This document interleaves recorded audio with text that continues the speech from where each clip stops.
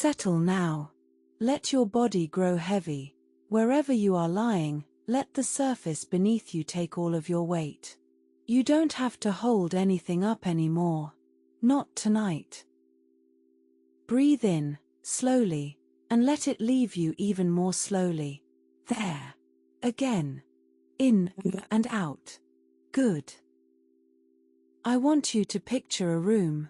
A small room, lit low, the kind of warm, golden dim that makes the corners go soft and the edges of things forget to be sharp. There is a chair by the window.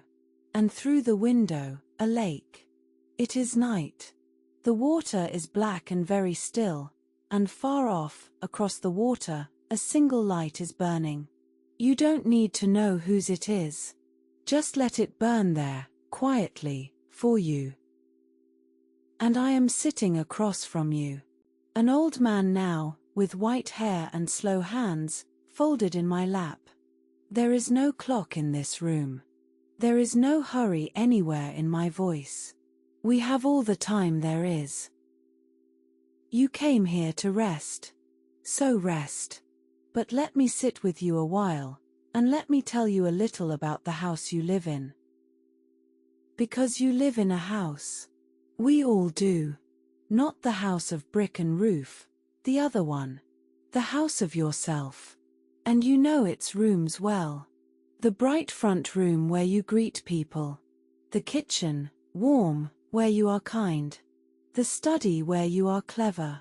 You have lived in those rooms your whole life, and you keep them tidy, and you show them to the world with a small, careful smile. But there is a door at the end of the hall. You know the one. You have walked past it 1,000 times, and looked away. The handle is cold. Behind it is the room you do not go into. And tonight, only because you are safe, and warm, and held, I am not going to ask you to open it. I am only going to ask you to stop pretending it isn't there. Because something lives in that room. Someone, almost. I once sat with a man, years ago, by this same lake. A serious man. Gentle to everyone. He had never, he told me, been angry a single day in his life. He said it the way you'd boast of a clean record. And I asked him, softly, then where do you keep it? Where does a man put 40 years of anger he has never once felt? He went quiet. And that night he dreamed of a beggar pounding on his door in the rain, furious, starving, shouting his name. He woke terrified of the beggar. I asked him only one thing. I asked him, are you certain the beggar is a stranger? That is the part of you that only comes out at night. Not a monster. Hear me, this matters. Not a monster. We have been taught to think that whatever we have shut away must be the worst of us. But it is only the disowned of us. The unlived. The parts that didn't fit the bright front room, so you folded them small and pushed them down the hall and shut the door, when you were young, and learning what made people love you and what made them turn away. The temper you swallowed to stay good. The wanting you called greedy. The grief you decided was too much. The strange, wild dreaming the grown-ups laughed at, so you stopped saying it aloud. None of it died. It can't die. It only went into the room, and waited. Patient. The way a thing waits when it has nowhere else to be. And it has been speaking to you the whole time. You just learned not to listen in daylight.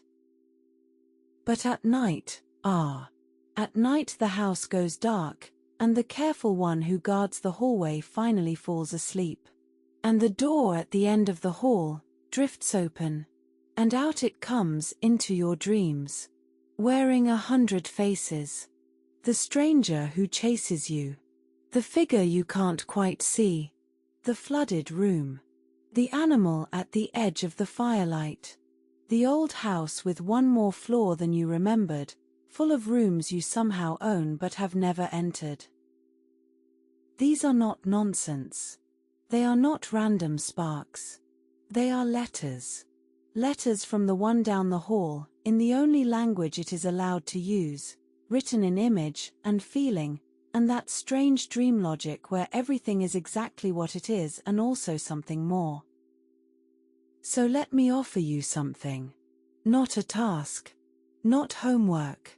Just a small, kind habit, the way I would offer it to anyone who sat in that chair.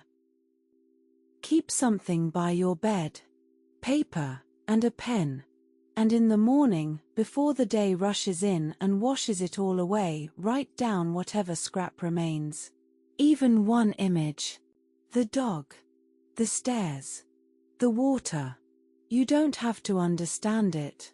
You only have to receive it, the way you'd receive a letter from someone far away who loves you, and writes in a hand you're only beginning to read. Over weeks, over months, the same figures return. And slowly, without trying, you begin to know the handwriting. You begin to know who has been writing to you all along.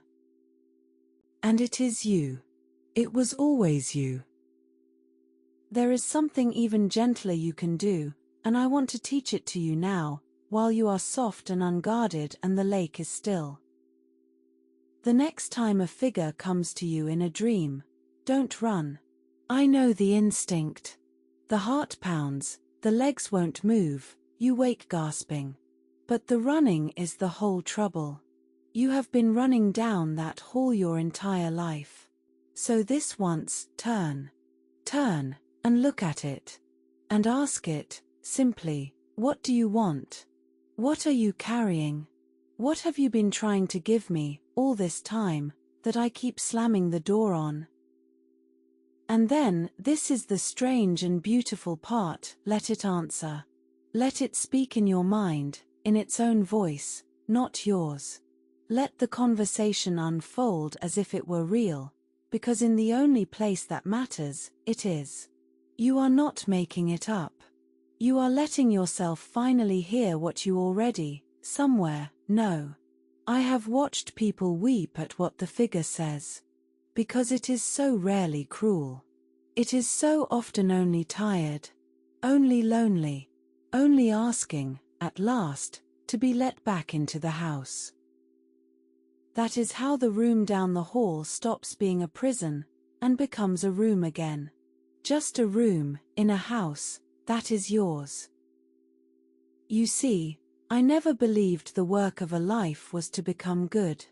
The good ones, the perfectly polished ones, with no door at the end of the hall, I worried for them most. Because what we refuse to carry doesn't vanish. It runs the house from the dark. It chooses for us, and calls it fate. No, the work of a life is not to become good. It is to become whole. To walk slowly back down that hallway, and reach for the cold handle, and let in the one you exiled, and discover that your light was only ever half of you, and your darkness held the other half of your strength. Your fire. Your honesty. The part of you that could finally, fully, live. You don't do it all at once. No one does. You do it the way the lake takes back the shore, a little each night. Feel how heavy you've become now. How far away the day already is. There is a deep water under that black lake outside the window, older than you, older than your name, older than anyone's name. Everyone who has ever lived has dreamed from that same deep water. The chasing figure, the flood, the wise old stranger by the fire, the lost child, the door at the end of the hall, they are not only yours. They are the oldest dreams of our whole kind, rising up through you tonight, the way they rose through your grandmothers, and theirs, all the way down. You are not alone in there. You never were. That is the secret the dark has been keeping for you. Not that you are broken, but that you are vast. So, let the room go dim around us now. Let the chair empty. Let my voice grow distant and soft, like a light across water you no longer need to watch. The door at the end of your hall is open, just a little. And for the first time, you are not afraid of it. Tonight you do not have to go in. Tonight you only have to sleep, and let the one who has waited so long know that you finally heard the knocking, and that tomorrow, gently, you'll begin to listen. Breathe in, slowly, and out. Let the lake hold you now. Let it carry you down, past the careful one in the hallway, past the bright front rooms, down into the warm, deep, ancient water where all the dreaming begins. Rest now. You are whole, even here. Especially here. And before you drift all the way down, if this quiet hour was kind to you, let the video know, a gentle tap of the like, so others wandering in the dark can find their way to this room. And if you'd like, leave a single dream in the comments, just one, the one that still visits you. I read them like letters. Tell me who's been knocking. And if you'd like more of these night journeys, more soft hours by the lake, stay with us. Subscribe, and let the next one find you, the next time the house goes dark, and the door drifts open, and the part of you that only comes out at night, comes home. Sleep now. I'll keep the light burning across the water.